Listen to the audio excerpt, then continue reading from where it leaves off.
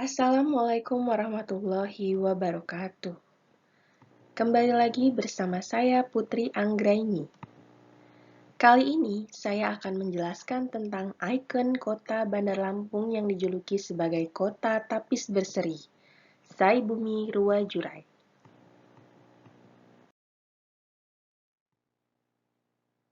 Ikon kota Bandar Lampung.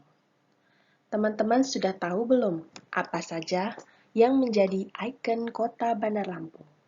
Di sini saya membuat summary tentang profil icon, kemudian tentang sistem produksi jasa, karakteristik manajemen operasional, ruang lingkup manajemen operasional, sistem produksi menurut tujuan operasinya, fungsi manajemen operasional, pengambilan keputusan, dan kegiatan manajemen apa saja di operasional pariwisata.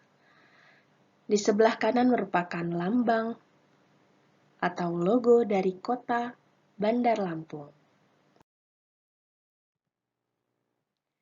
Nah, bisa dilihat teman-teman. Di sini ada beberapa ikon profil dari City Tour Lampung atau dari kota Bandar Lampung. Yang pertama ada di sebelah kiri, yaitu Tugu Adipura. Kemudian ada Masjid Agung Al-Furqon, dan ada Rumah Adat Lampung atau Nuo Sesa. Profil Tugu Adipura. Tugu Adipura ini terletak di perempatan antara Jalan Jenderal Sudirman, Jalan Raden Intan, Diponegoro, dan Raden Ajeng Kartini. Filosofi payung 3 tingkat berwarna putih, kuning, dan merah memiliki makna. Untuk warna putih, simbol kepemimpinan atau penyimbangan, kesucian jiwa, dan keagungan. Selanjutnya, payung berwarna kuning mempunyai makna yaitu simbol berjiwa besar, berjiwa sosial, dan kemasyarakatan. Selanjutnya, payung berwarna merah, simbol ini mempunyai makna yaitu sikap hidup dengan ketegasan berperilaku, berpikir, dan bertindak dalam mengawal piil pesenggiri, berpegang teguh pada tradisi dan hukum adat sebagai identitas orang Lampung. Kemudian ada ruas payung berwarna putih yaitu sejumlah 8 buah, yang kuning sejumlah 17 buah, merah sejumlah 19 buah, dan ruas payung agung seluruhnya berjumlah 45 buah yang melambangkan tanggal proklamasi kemerdekaan Republik Indonesia yaitu 17 Agustus 1945. Selanjutnya ada profil Masjid Agung Al-Furqon. Ini merupakan salah satu masjid terbesar di kota Bandar Lampung. Bangunannya sangat menarik dan fasilitasnya lumayan lengkap. Ada sarana ibadah, tempat wudhu, kemudian ada GSG. Dan Masjid Agung Al-Furqon terletak di Jalan Diponegoro, Kota Bandar.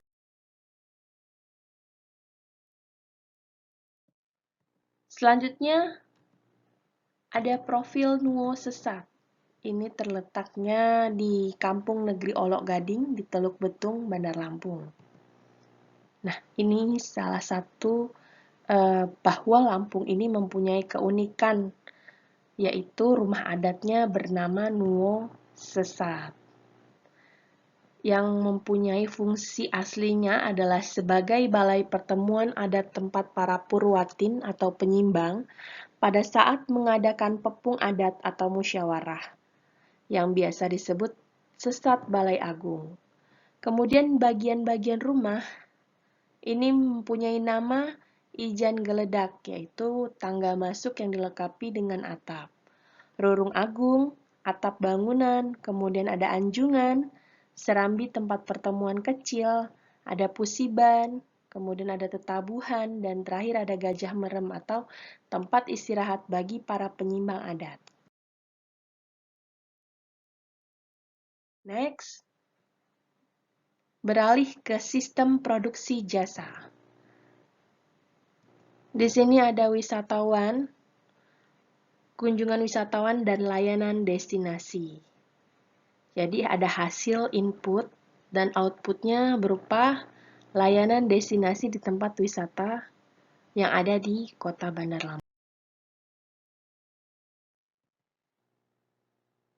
Kemudian ada karakteristik manajemen operasional. Di sini terbagi menjadi 3, yaitu ada tujuan, ada mekanisme pengendalian, dan kegiatan. Untuk tujuan sendiri yaitu menghasilkan produk dan jasa, produk paket wisata, kemudian pemandu wisata lokal. Untuk mekanisme pengendalian, wisatawan yang berkunjung, kemudian penertiban area destinasi, dan kegiatan yang bisa dikembangkan yaitu wisata edukasi, wisata religi, dan wisata historical. Beralih ke ruang lingkup dari manajemen operasional, ada hasil output transformasi, perencanaan kapasitas, perencanaan bangunan. Untuk output, yaitu wisatawan domestik, kemudian transformasi, edu historical tour, perencanaan kapasitas daily, baik itu weekend maupun weekday. Kemudian perencanaan pembangunan, ada taman baca. Perencanaan tata letak fasilitas, yaitu area kuliner dan souvenir. Untuk aliran kerja, yaitu rute wisatawan, manajemen persediaan ruang lingkupnya yaitu konektisitas pemangku kepentingan. Untuk manajemen proyek ada Dinas Pariwisata Kota dan Provinsi Bandar Lampung. Untuk penjadwalan ruang lingkupnya yaitu Dinas Pendidikan, pengendalian kualitas yaitu Dinas Pekerjaan Umum, dan terakhir ada keandalan kualitas dan pemeliharaan. Di sini mempunyai ruang lingkup yaitu Pokdarwis atau kelompok sadar wisata. Beralih ke sistem produksi menurut tujuan operasinya, yaitu ada merancang, merakit, membuat persediaan, dan tujuan produksi barang dan jasa. Fungsi manajemen operasional dan pengambilan keputusan. Jadi fungsi manajemen operasional yaitu ada marketing, keuangan, dan produksi. Untuk marketing sendiri termasuk edu historical tour. Kemudian di bagian keuangan, fungsi manajemennya yaitu mengelola dan mengatur keuangan perusahaan. Dan selanjutnya di sistem produksi, karena yang dijual adalah paket wisata. Pengambilan keputusan yaitu diberikan kepada pemerintah daerah setempat, yang dimana Pemda ini mengeluarkan izin pembangunan, penetapan anggaran, melakukan pengawasan terhadap fasilitas umum, pemeliharaan, dan lain sebagainya. Dan stakeholder, di sini ada pemerintah, di mana Dinas Pariwisata, Ekonomi dan Kreatif Provinsi Lampung, Dinas Pekerjaan Umum, Dinas Lingkungan Hidup, Satpol PP, Dinas Pendidikan, baik itu kemudian ada kecamatan dan kelurahan.